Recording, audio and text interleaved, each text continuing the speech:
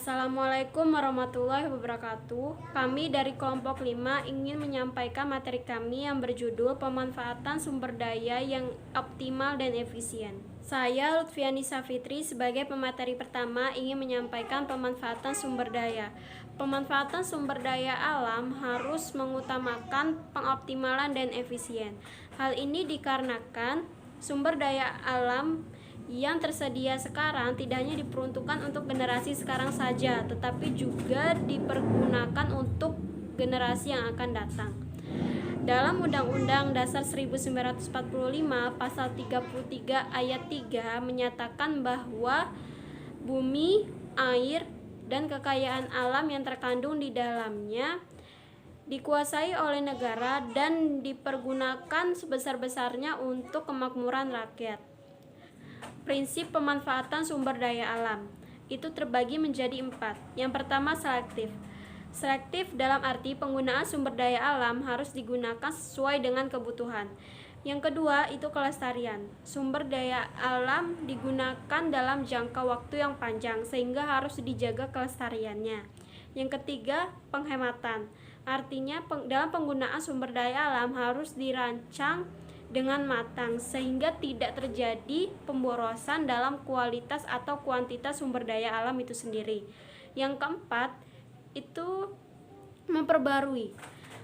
Memperbarui artinya kegiatan untuk memperbarui sumber daya alam. Misalnya dengan kegiatan reboisasi, adanya cagar alam untuk melindungi hewan dan flora.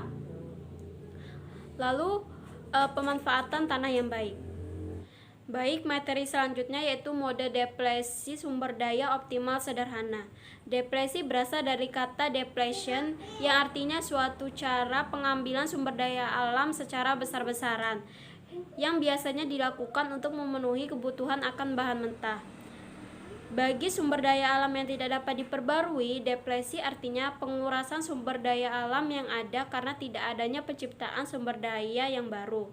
Sedangkan untuk sumber daya alam yang dapat diperbaharui, deplesi walau dapat diimbangi dengan usaha konservasi, dampaknya terhadap lingkungan hidup akan tetap ada dan proses pemulihannya membutuhkan waktu yang lama. Saya Fari Nurul Safila ingin melanjutkan. Kepunahan sumber daya alam itu pada dasarnya dapat disebabkan oleh adanya dua kelompok masyarakat, yaitu yang pertama kelompok kapitalis. Kelompok ini yang bekerja untuk memaksimalkan laba, sehingga mereka ini berusaha untuk menggali sumber daya alam sebanyak mungkin dalam jangka waktu tertentu. Yang kedua, kelompok miskin. Kelompok ini yaitu yang terpaksa menguras sumber daya alam untuk memenuhi kebutuhan hidupnya yang subsisten.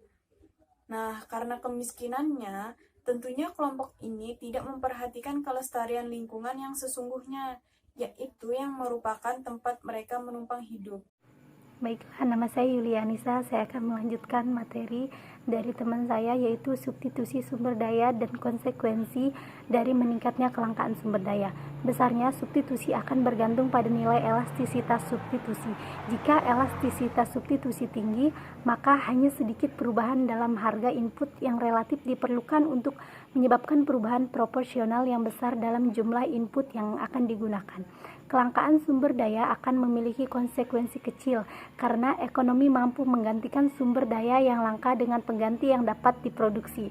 Di sisi lain, kemungkinan substitusi yang sangat rendah berarti bahwa karena penipisan sumber daya yang mendorong harga relatif sangat kecil, kelangkaan sumber daya akan memiliki efek yang sangat merugikan yang jauh lebih serius karena ruang lingkung untuk penggantian sumber daya yang langka dengan penggantinya yang dapat diproduksi jauh lebih terbatas. Baiklah, saya akan melanjutkan materi kelompok 5, yaitu seberapa besar kemungkinan substitusi sumber daya.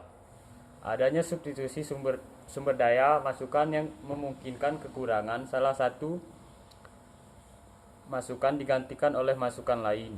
Kekurangan itu disebabkan oleh tidak adanya atau kelangkaan suatu masukan karena mahalnya suatu masukan. Jika sumber daya menjadi langka, hal ini akan tercermin dalam dua indikator ekonomi, yakni meningkatkan baik harga output maupun biaya ekstraksi persatuan output. Meningkatnya harga output akibat meningkatnya biaya persatuan output akan menurunkan permintaan terhadap barang dan jasa yang dihasilkan oleh sumber daya alam.